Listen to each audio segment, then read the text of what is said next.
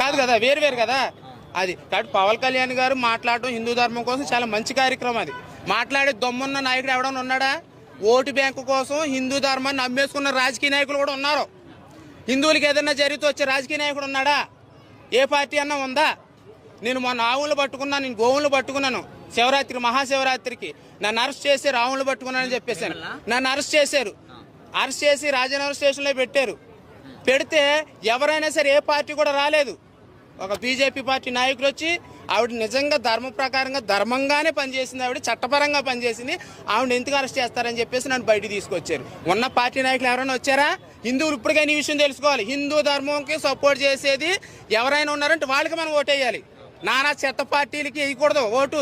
ప్రతి ఒక్కడు వస్తాడు ఓటేసామని, అందరికీ వేసేయకూడదు. అటు జయశ్రీరామ్ అన్నప్పుడు మనం ఓటేయాలి. మన ధర్మానికి సపోర్ట్ చేసినప్పుడు ఓటేయాలి. నేనైతే అలాగే వేస్తాను. నేను మరి సెక్యులర్ కుక్కలు ఏం చేస్తారో నాకు తెలియదు. అన్ని మతాలు సెక్యులర్